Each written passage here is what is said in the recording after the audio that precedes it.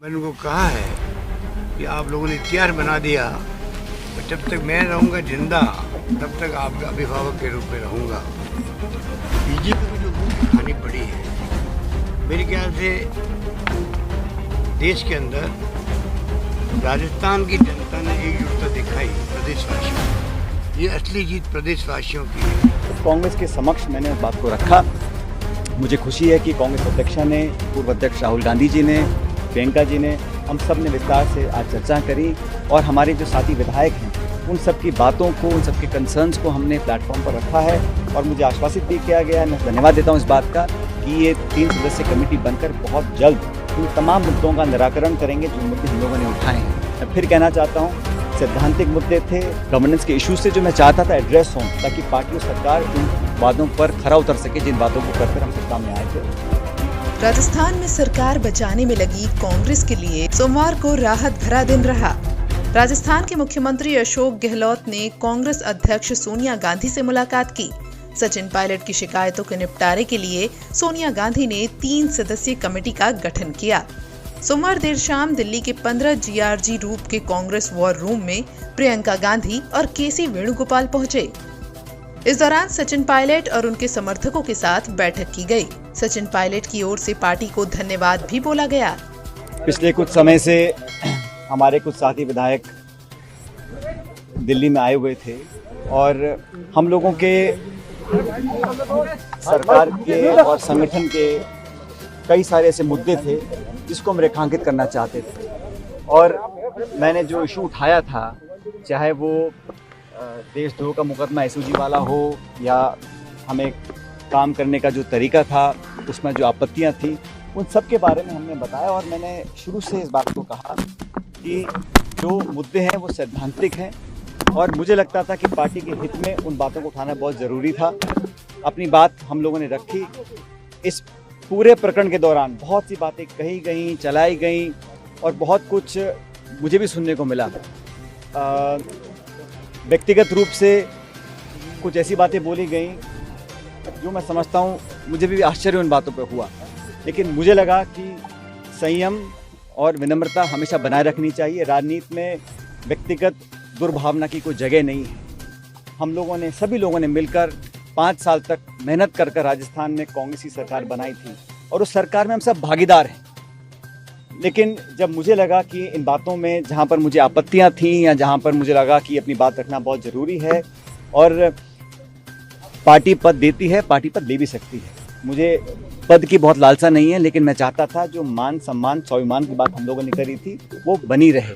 राजनीति में आज 18-20 साल से मैंने जो योगदान दिया है व्यक्तिगत रूप से पार्टी के प्रति, पार्टी इस बात को जानती है और हमने हमेशा कोशिश करी है कि जिन लोगों ने मेहनत कर इस सरकार का निर्माण किया है उन लोगों की हिस्सेदारी, भागीदारी सुनिश्चित की जाए। मुझे खुशी है कि कांग्रेस अध्यक्षा जी ने आज जो कमेटी का गठन किया है और ये बात भी जैसा वेणुगोपाल जी ने कहा कि समयबद्ध तरीके से इन सब बातों को सुनकर इसका अच्छा निराकरण किया जाएगा। मैं समझता हूँ ये एक स्वागत योग्य कदम है। इसके लिए मैं कांग्रेस अध्यक्ष का धन्यवाद देना चाहता हूँ। उन्होंने कहा कि ये एक वैचारिक मुद्दा था। उन्होंने प्रियंका गांधी की उनकी बात सुनने के लिए धन्यवाद भी कहा। पायलट ने आगे कहा, मैं शुरू से ही कह रहा हूँ कि सभी चीजों का आधार सैद्धांतिक है। मैंने हमेशा यही सोचा कि पार्टी हित में सर क्या फार्मूला तय हुआ है? ये तो हाईकमान को पता है। जो आपने जो देखा आपने, सर जाहिर सी बात है 3 लोगों की कमेटी बनी है, तो कोई उनकी ग्रीवेंसेस होगी तो वो उनको बता देंगे। सर मास्टर कल भंवरलाल शर्मा जी ने भी आपसे मुलाकात करी, उन्होंने भी कई मुद्दे रखे, जैसे विकास के मुद्दों की उन्होंने बात करी, कई सारे मुद्दे। तो अब सारी चीजें अब सॉर्ट आउट हो गई। देखिए, अब जो कल फैसले हुए हैं और उसके बाद में अब आगे की रणनीति अब बनेगी। सर MLAs का ये कहना है कि जो पार्टी के साथ रहे, क्या वफादारी उनका अपराध था, उसके बारे में क्या कहेंगे आप? देखिए, वो एक इतिहास बन गया है। 100 से अधिक लोगों को इतने लंबे समय तक एक साथ रहना और एक आदमी टूट के नहीं गया। एक आदमी पूरा जोर लगा लिया बीजेपी के नेताओं ने पूरा षड्यंत्र किया सरकार को किसी कीमत पे गिराना, हम लोगों को किसी कीमत पे गिराना। उस माहौल के अंदर अगर हमारे एमएलए एक आदमी छोड़ के नहीं गए, एक आदमी, आप कल्पना कीजिए उसके बारे में हमारे दिल में क्या स्थिति होगी आप जान सकते हो। और मैंने उनको कहा है कि आप लोगों ने इतिहास बना दिया, और जब तक मैं रहूँगा जिंदा तब तक आपका अभिभावक के रूप में रहूँगा, ये मैंने उनको कहा है। और मेरा फ़र्ज़ बनता है कि एक आदमी लोभ लालच हॉस्टेटिंग क्या नहीं हो रहा था, डराने के धमकाने के काम हो रहे थे, एक आदमी छोड़ के नहीं जाए। और इतने लंबे समय तक होटलों में रहना पड़े जिनको, उनको हम कैसे बोल सकते हैं। तो उनके लिए हमारे दिल में जो भाव है वो जानते हैं, मैं जानता हूँ। और उसी कारण से वो लोग विश्वास करके मेरे पर, हाईकमांड पर, उन्होंने रहना स्वीकार किया। उनको विश्वास हाईकमांड पे भी है, मुझ पे भी है। उसको हम बनाए रखेंगे किसी कीमत पर, ये निश्चिंत रहो। बीजेपी को जो मुंह की खानी पड़ी है, मेरे ख्याल से देश के अंदर राजस्थान की जनता ने एकजुटता दिखाई, प्रदेशवासियों ने। ये असली जीत प्रदेशवासियों की है। मैंने जो पत्र लिखा था, मीडिया ने उसको ढंग से जगह नहीं दी है। और भास्कर ने जो मेरी फ़ोटो दी है, ऐतिहासिक फ़ोटो कि मैं बहुत भावुक हो गया हूँ और पता नहीं क्या क्या उसने लिखा है। तो ये मीडिया का एक करैक्टर भी सामने आता है। इतना मैंने प्यार से पत्र लिखा, 200 विधायकों को लिखा। और मैंने क्या कहा उसमें, अपनी आत्मा से, अपने परिवार से, अपने मतदाताओं से पूछो कि फैसला करो। और उसके बाद में भी मीडिया ने उस पत्र को जो इम्पोर्टेंस देनी चाहिए थी वो नहीं दी गई, नंबर 1। नंबर 2, इनकी जो धज्जियाँ उड़ी है इन बीजेपी नेताओं की, कि कहाँ तो वो 3 प्लेन हायर किए गए एयरक्राफ्ट को भेजने के लिए गुजरात में, 1 प्लेन जा पाया इनका। दूसरा, आज उनको बाड़ेबंदी करनी थी, बुला लिया गया सबको, अचानक मीटिंग कैंसिल कर दी गई। तो आप सोच सकते हो कि इनकी जो स्थिति बनी है और जो हमारे साथियों ने इनकी दुर्गति करी है, ये भी याद रखेंगे कि किस रूप में ये षड्यंत्र करते हैं।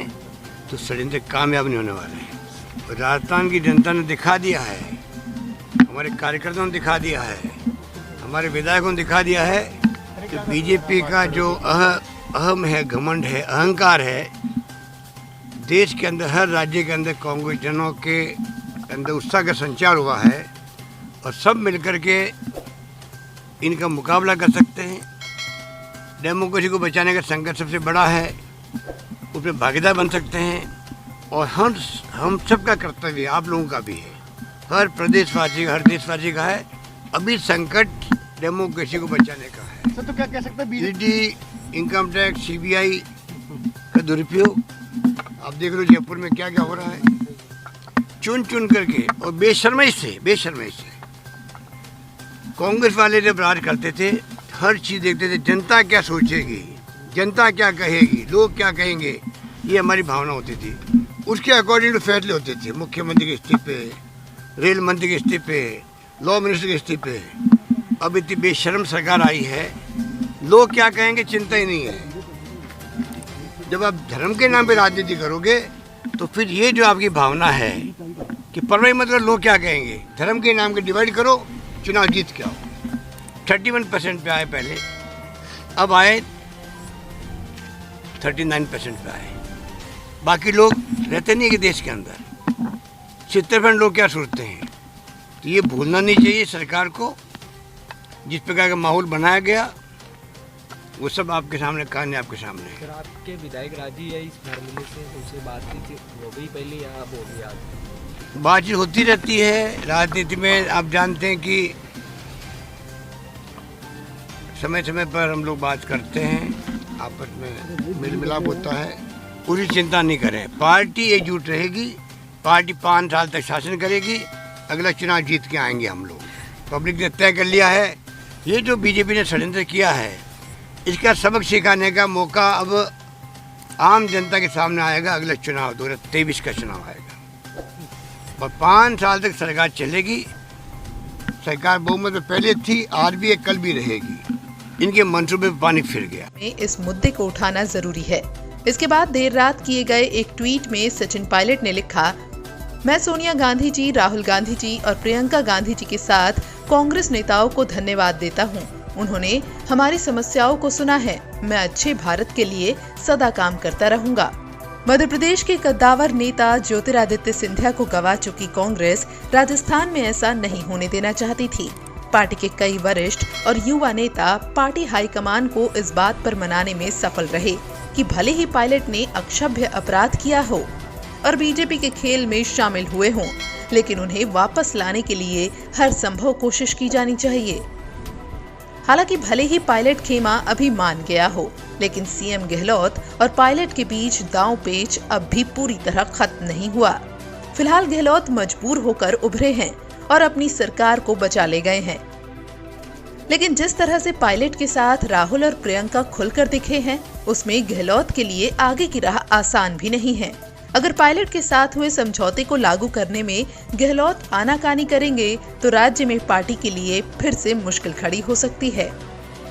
बता दें कि 14 अगस्त से राजस्थान विधानसभा का सत्र शुरू होना है, जिसमें मुख्यमंत्री अशोक गहलोत बहुमत साबित करने की कोशिश करेंगे। मुख्यमंत्री गहलोत के खिलाफ खुलकर बगावत करने और विधायक दल की बैठकों में शामिल नहीं होने के बाद कांग्रेस आलाकमान ने पायलट को प्रदेश कांग्रेस कमेटी के अध्यक्ष और उप मुख्यमंत्री के पदों से हटा दिया था।